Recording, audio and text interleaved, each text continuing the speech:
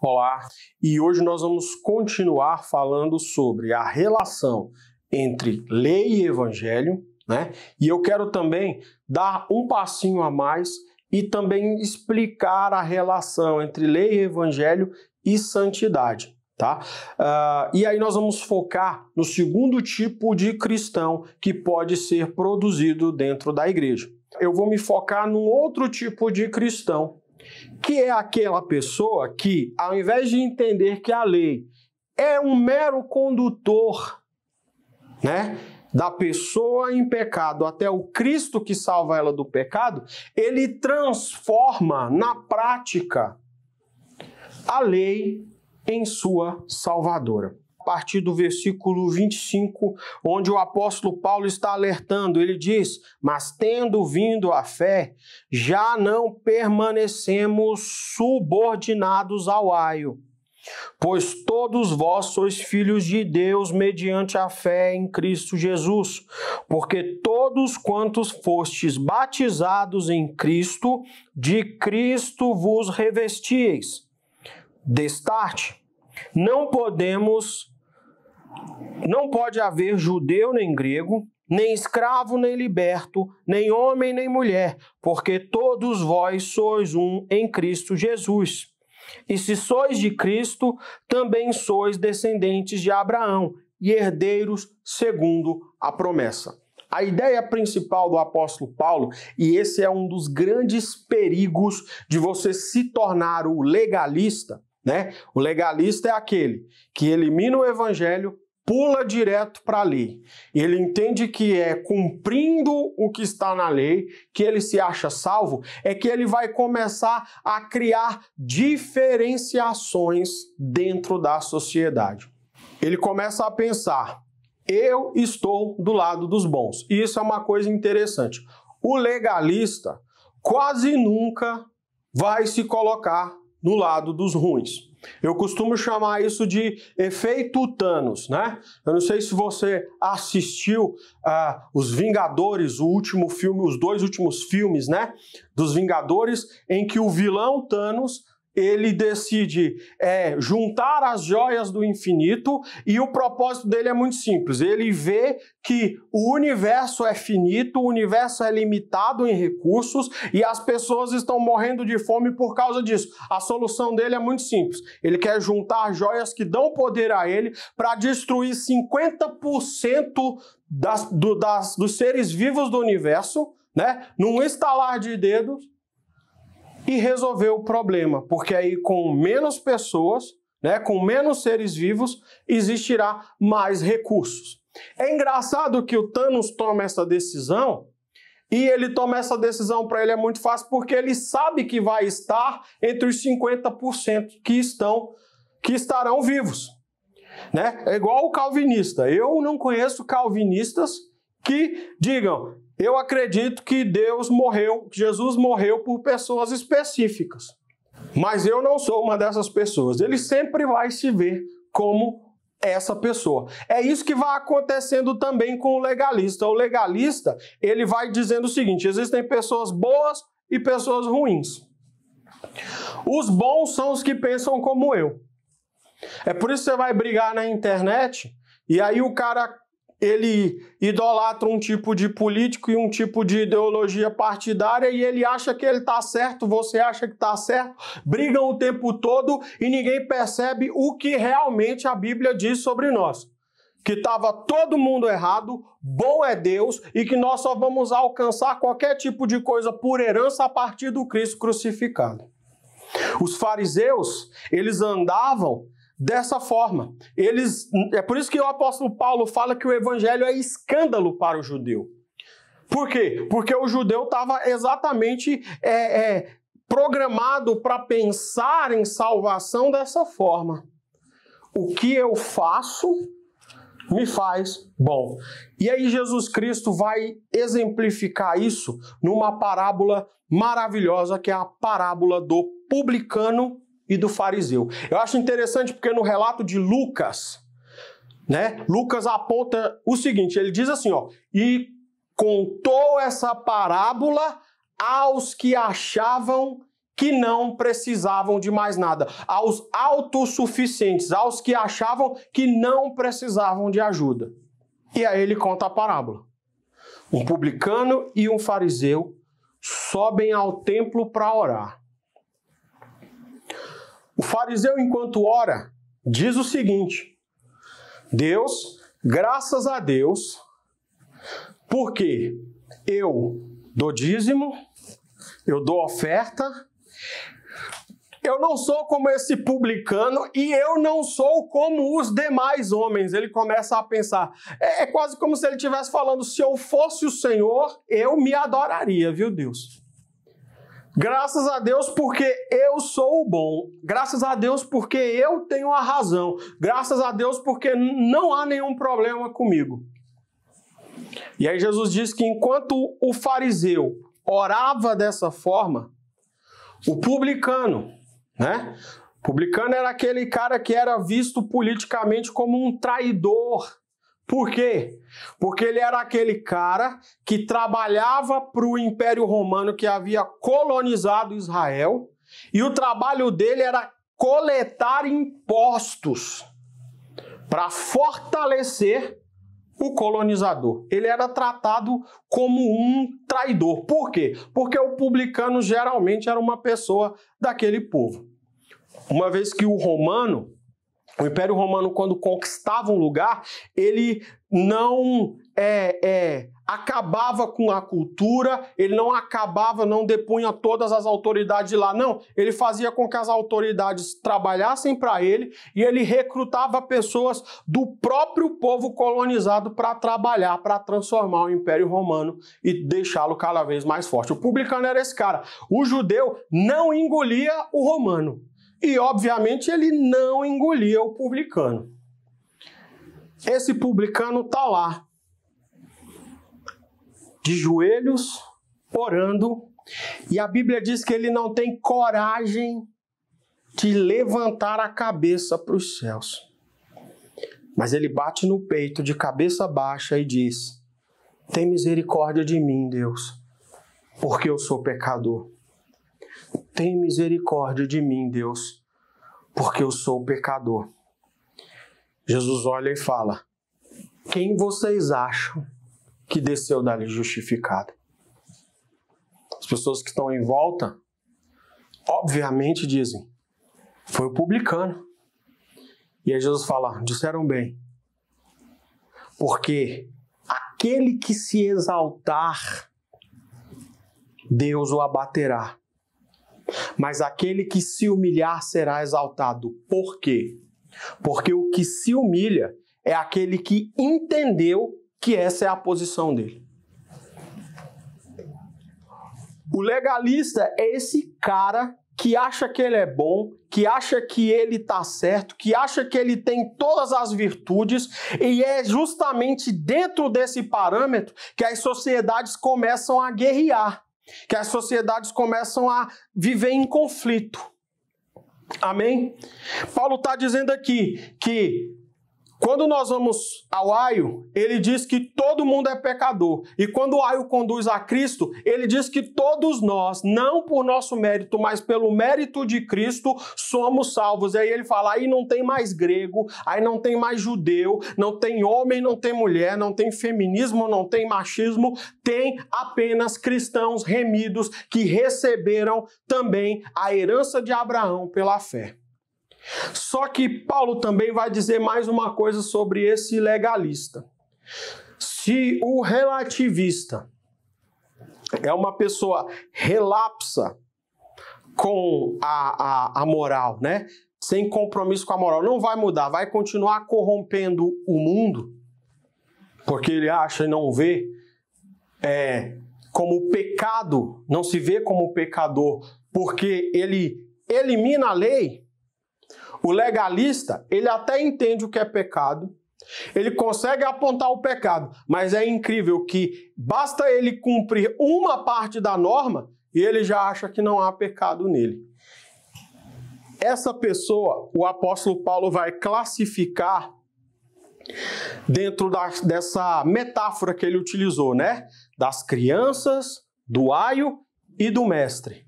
né, o tutor, né, o aio, aquele que tem a tutela, o escravo guardião, né, das crianças menores. Ele vai dizer que se o relativista ele pula o aio, chega e não tem como chegar ao mestre, e aí não aprende nada, o legalista pula o mestre, ignora e vai viver o resto da vida dele debaixo da tutela. No capítulo 4, a partir do versículo 1, o apóstolo Paulo diz assim: digo, pois, que durante o tempo em que o herdeiro é menor, em nada difere do escravo, posto que ele é senhor de tudo, mas está sob tutores e curadores até o tempo determinado pelo pai.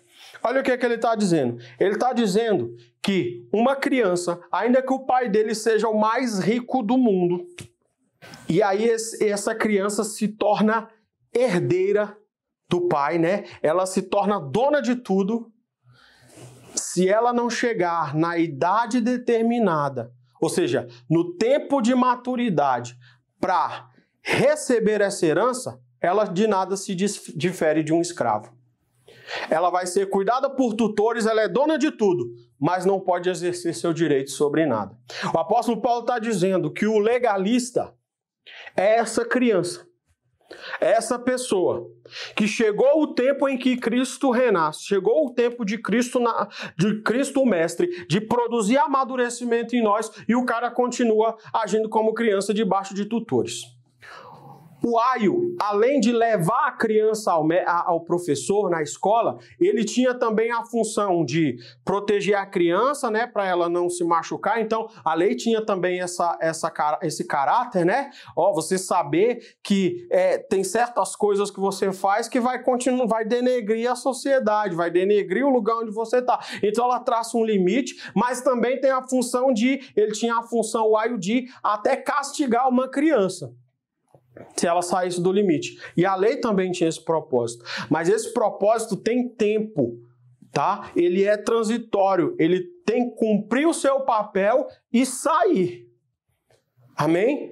Ele tem que cumprir o papel de te levar até o mestre para que o mestre comece a formar alguma coisa em você e a partir daí você ir para um estágio de maturidade. O apóstolo Paulo está dizendo aqui, durante o tempo em que o herdeiro é menor, em nada difere do escravo, posto que ele é senhor de tudo, mas está sob tutores e curadores até o tempo determinado pelo Pai. Assim também nós, quando éramos menores, estávamos servilmente sujeitos aos rudimentos do mundo. Vindo, porém, à plenitude do tempo, né? O termo plenitude do tempo aqui tem a ver com o período que Deus achou propício para que Cristo viesse, morresse e plantasse a igreja. A teologia costuma dizer que isso está intrinsecamente ligado ao que estava acontecendo no mundo naquele período. A plenitude do tempo, ela passa primeiro pela análise do que aconteceu no período intertestamentário com o mundo conhecido, né? E o que aconteceu de mais importante foi a helenização do mundo, né? Que foi liderada por Alexandre o Grande, que foi conquistando, expandindo a cultura grega, de modo que agora estamos na época do Império Romano. A língua oficial do Império Romano é o latim. Mas se ninguém falasse grego, não conseguiria agir fora dos seus territórios. O grego, ele era mais importante do que é para nós hoje o inglês. A segunda coisa importante que os acadêmicos gostam de apontar para entender por que é que esse período é o período que Deus entendeu como sendo a plenitude para trazer o Filho de Deus, é exatamente o que o Império Romano fez. Em primeiro lugar, Alexandre o Grande, a helenização do mundo, né? A unificação da linguagem, para que a pessoa, podendo ser de qualquer nação, ele obrigatoriamente, em algum momento, iria aprender a falar grego. Se não aprendesse a falar grego, provavelmente é porque ele não foi devidamente instruído, né? Então isso facilitaria a comunicação. E a segunda coisa tem a ver com o que o Império Romano fez. Um dos maiores legados do Império Romano é toda a noção de infraestrutura que eles proporcionaram, que é utilizada até os dias de hoje. O Império Romano, ele se expandia por conquista. Então ele precisava de exército para conquistar e precisava que esses exércitos se locomovessem e chegassem rápido. E o que o Império Romano fazia então? Ele construía estradas. Como Roma era idolatrada como cidade, a idolatria do imperador ela vai acontecer alguns anos depois, não ainda nesse período e não no período de Cristo. O primeiro triunvirato de imperadores, e Jesus está na época de Tertuliano como imperador, eles ainda não divinizaram o imperador, mas havia divinização de Roma, da cidade de Roma. Então, todas as estradas construídas que direcionavam e levavam o exército para vários cantos do mundo conhecido terminavam em Roma. E essas estradas, além de ser bem pavimentadas, tá? Elas eram pavimentadas com pedras, tinha mais uma outra coisa importante, elas eram relativamente seguras. Porque o tempo inteiro você iria encontrar com pessoas do exército romano transitando por ali, né? Alguns historiadores, inclusive, apontam que uma outra coisa que motivou a construção de estradas em Roma tem a ver também com o fato de que a nata, né, da sociedade romana se apaixonou pela seda chinesa, né? O bicho da seda, durante muito tempo, a seda chinesa, ela era motivo de cobiça, mas havia um mistério, né, de como esse tipo de tecido tão fino, né, tão bonito era produzido. E ele era produzido no Império Chinês, né? E aí eles construíram estradas para que os comerciantes pudessem ir até o Império Chinês. Tem escritos de imperadores falando de relacionamentos com imperatrizes da China, né? Uma imperatriz, inclusive, muito importante da China. Você vai ver esses escritos históricos. Então esse é um dos motivos. Essas duas coisas, possibilidade de deslocamento espacial e possibilidade de repasse, né, do evangelho, porque tinha uma língua que todo mundo se comunicava, isso os acadêmicos entendem que é a plenitude dos tempos. Então Paulo está dizendo aqui, vinda a plenitude do tempo, Deus enviou seu filho, nascido de mulher, nascido sob a lei, para resgatar os que estavam sob a lei, a fim de que recebêssemos a adoção de filhos. Ele está falando, a lei, o tutor, tem um propósito, o mestre já se estabeleceu, o mestre já cumpriu a sua obra, né? Jesus Cristo na cruz do Calvário, enquanto está morrendo, olha para os céus e ele diz, está consumado, eu faço novas todas as coisas, ou seja, ele cumpriu a parte dele. Então, quando nós nos relacionamos com a lei, precisamos saber que o propósito da lei é só esse, mostrar que precisamos de Cristo e nos levar a Cristo, porque nós precisamos andar em maturidade. O legalista, Paulo está dizendo aqui, ele continua se comportando como criança. É para esse cara que tem o não pode. Ele não tem capacidade de julgar as coisas, né? Ele não tem capacidade de fazer isso. Eu recebo o meu pagamento, né? Recebo o meu salário, sou casado, tenho esposa, tenho que cuidar de contas, minha esposa também. Às vezes você vê aquele livro brilhando, você fala, é hoje. Não, não vai poder ser assim, eu tenho que discernir. Será que vai faltar alguma coisa? Então primeiro eu cuido das obrigações. E não precisa ninguém ficar me dizendo o que eu tenho que fazer. Eu acordo de manhã cedo, né? Tenho que estudar, eu sou formado na área do direito, então tenho que estudar muito, almejo concurso público, e não tem papai e mamãe para me acordar, não. Tem que botar o celular para despertar, e eu acordo 7 horas da manhã, levanto, faço café, tomo um banho, sento na frente do computador e vou estudar. E eu é quem tenho que discernir essas coisas. Porque se eu quero progredir na vida, se eu tenho responsabilidades, isso vai me mover. Isso é o que um adulto faz. Quando você é criança, não. O pai vai te empurrando para estudar, né? Vai te empurrando para fazer as coisas. É mais ou menos isso que o apóstolo Paulo está fazendo. O legalista, ele é esse cara. E por que que ele vai para a lei com esse pensamento? Porque ele não entende que a lei, ela vai manifestar, ela vai ser uma expressão da nossa santidade. Mas ela não pode ser o nosso Salvador. E aí é que eu quero chegar no grande ponto. Se o relativista é a pessoa que dispensa o evangelho e pula, aliás, ele dispensa a lei, né? E pula para o evangelho, o legalista é aquele que dispensa o evangelho e aí ele não entende a lei, vai até a lei e começa a entender que a lei serve para salvá-lo. Ele quer ser santo antes de passar pela cruz. E aí, eu gosto muito de um livrinho que as pessoas dizem que é um livro para criança, mas é um livro muito importante e que tem histórias fantásticas para nós entendermos o Evangelho. É a coleção das Crônicas de Nárnia de C.S. Lewis.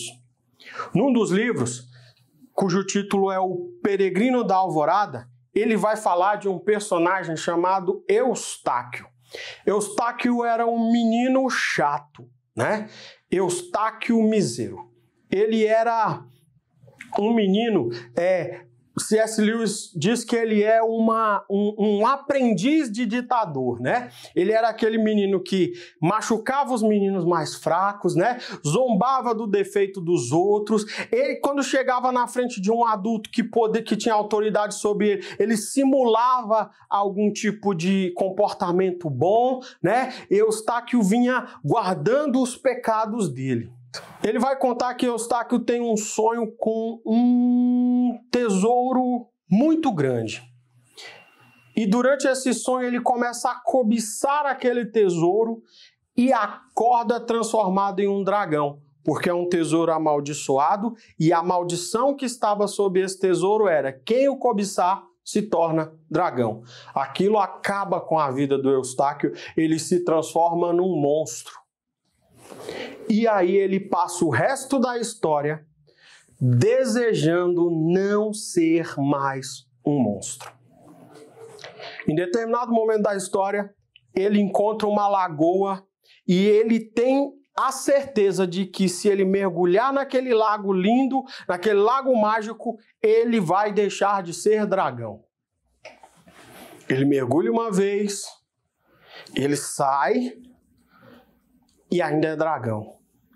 Ele mergulha outra vez, sai e ainda é dragão.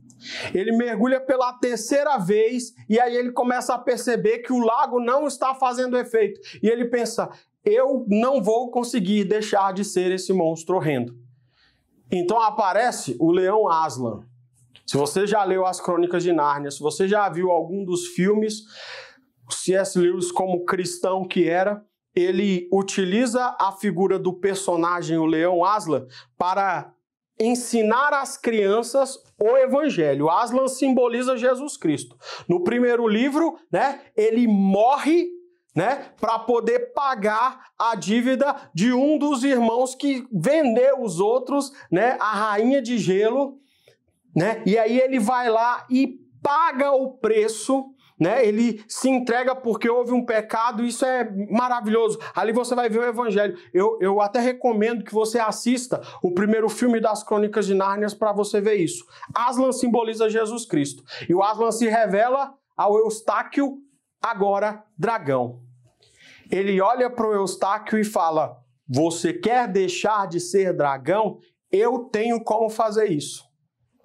É preciso arrancar essa casca de dragão de você e eu tenho como fazer. E ele vai lá e mostra as garras dele.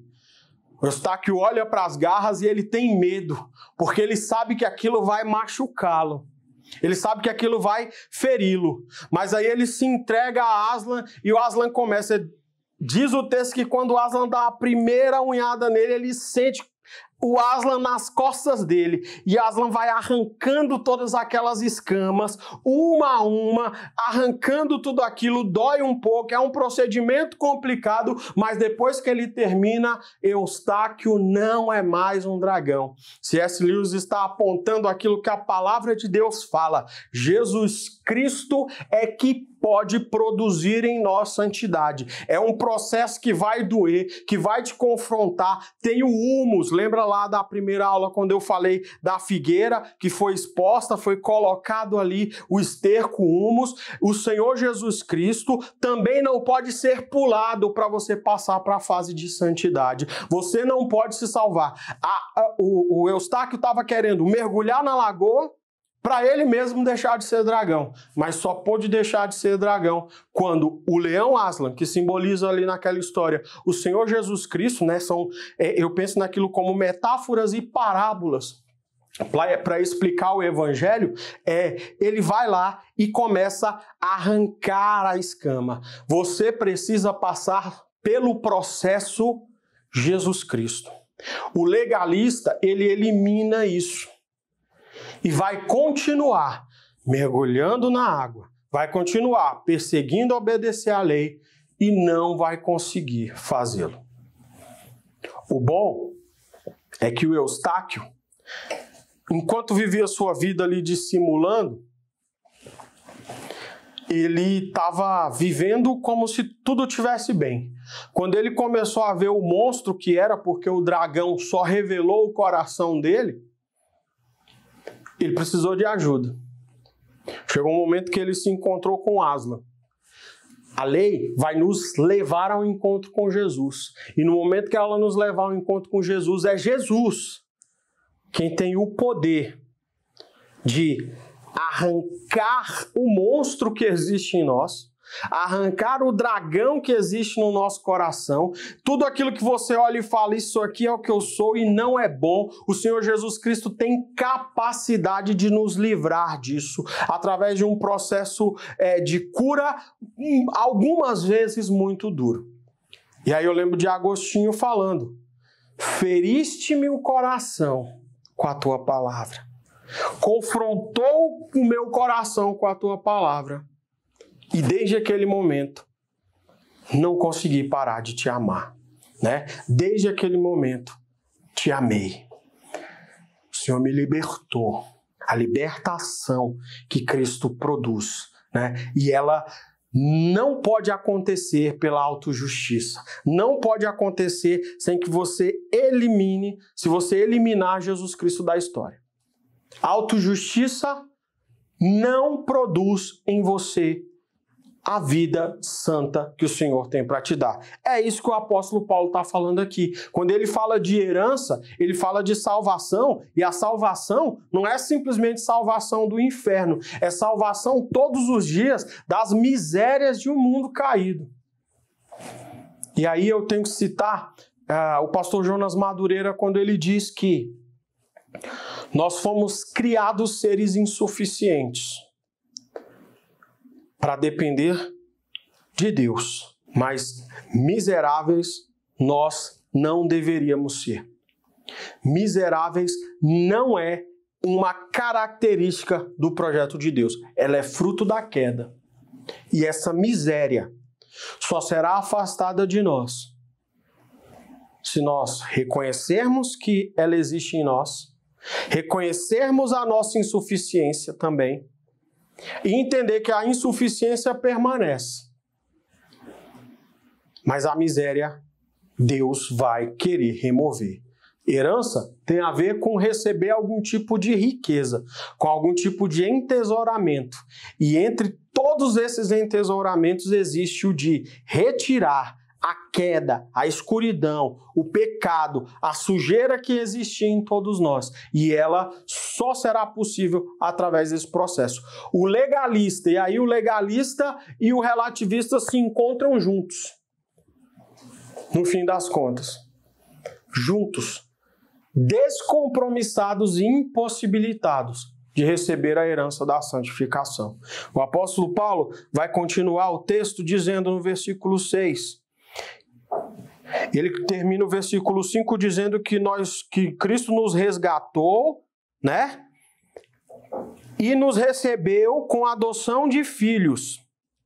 E porque vós sois filhos, enviou Deus ao nosso coração o Espírito de seu Filho que clama, Abba Pai, né? O termo Abba, né, era um termo que era utilizado pelo povo hebreu para se referir ao seu pai com intimidade. Ele vai trazer um tom de carinho, é quase como se você chegasse para o seu pai e dissesse paizinho, né? Termo Abba simboliza intimidade. Ele está dizendo, nós fomos adotados como filhos para que nós tivéssemos intimidade com o Senhor. Ele usa essa mesma expressão em Romanos capítulo 8, quando ele fala que nós não recebemos espírito de escravidão para estar em temor, mas recebemos espírito de adoção de filhos e por isso clamamos Abba Pai. Espírito de adoção de filhos. Eu gosto dessa expressão adoção porque ela diz muito dentro da cultura romana. Eu não sei se você sabe disso, mas um romano, ele tinha o direito, quando o filho dele nascia, ele podia pegar o filho, ele examinava o filho, e se ele levantasse o filho, era um sinal de que ele estava reconhecendo como sendo seu filho legítimo. Se ele pegasse esse filho e soltasse no chão, ele estava dizendo, esse filho não é meu, eu estou renegando ele. O destino dessa criança, muito provavelmente, era se tornar um escravo, né? Uma pessoa sem nenhum tipo de vontade, uma coisa, um objeto dentro da sociedade romana. Agora, quando um romano decidia adotar um filho, a lei romana não permitia a ele repudiá-lo. Por quê? Porque qual é a diferença entre um filho natural e um filho adotado? Hoje em dia, com métodos contraceptivos, né, fica um pouco mais difícil da gente traçar essa linha porque você decide quando vai ter filho. Agora, o filho nasce e nasce do jeito que vier, né? Eu olho para o meu nariz e olho para o nariz da minha esposa e eu falo, Deus, que puxa o nariz da minha esposa, né? Não puxa esse nariz de trufa, né? Não rola. Mas se vier assim, eu não tenho como escolher. Um filho, quando vai ser adotado, não. Né? As estatísticas de adoção provam que a criança tem mais chances de ser adotado enquanto ainda é bebê, até 2 ou 3 anos de idade. Geralmente, eles preferem que seja mulher, né? Que seja menina, e também que seja branca, né? Parecida com os pais, geralmente, né? Eles escolhem, eu quero alguém que seja mais parecido comigo, parecido com a minha esposa, né? Não é todo mundo que faz como o Bruno Galhaço, né? Ou seja, tem como escolher. Paulo, quando ele fala aos romanos, quando ele fala também aqui aos gálatas que agora são uma província romana, ele está falando como se comunicando com a cultura deles e dizendo, vocês receberam a adoção de filhos. Ele está dizendo, vocês foram escolhidos como filhos e não podem ser repudiados. O Senhor não irá repudiá-los. Para que voltar a viver como se escravos fossem? Ele continua no texto. 7. De sorte que já não és escravo, porém filho, e sendo filho, também herdeiros por Deus. Ele está dizendo que se nós apostarmos, ao invés de apostar no relativismo, apostarmos no legalismo, não temos condições de receber tudo aquilo que o Senhor tem para nós, inclusive maturidade. E a maturidade é andar em santidade, produzir santidade. Não tem como, não se engane, você não vai conseguir ser santo se não passar por Cristo, se não deixar Cristo trabalhar a sua vida, se não deixar o Senhor conduzir a sua vida, o mestre vai fazer isso, né? O Clóvis de Barros diz que a tarefa do educador ela é complicada e o compromisso do educando é pior ainda. Por quê? Porque a educação pressupõe correção de rota. Pressupõe chegar na pessoa e dizer: você não está pensando corretamente, precisa melhorar a sua capacidade de pensamento, é por aqui que você tem que fazer, é por aqui que tem que ser. Não é nada divertido. De modo que o autor do livro de Hebreus diz que a correção no começo, logo que ela vem, não tem um sabor muito bom.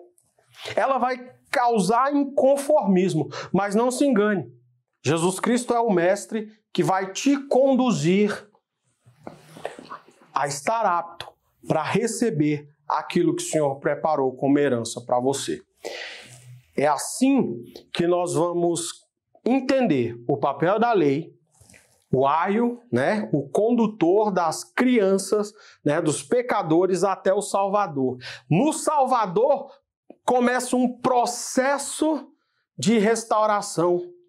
E nesse processo de restauração, nós somos conduzidos à santidade, que a Bíblia diz que é progressiva. Ela vai acontecer de fé em fé, até que o nosso corpo seja glorificado, quando formos chamados para a glória, para experimentar, então, o ápice da santidade, quando o pecado não vai poder mais nos tocar, quando as misérias do mundo não mais serão regra na sociedade e não alcançarão aqueles que entenderem que Jesus Cristo é a única solução. É isso que eu tinha por hoje. Fiquem com Deus e até a semana que vem.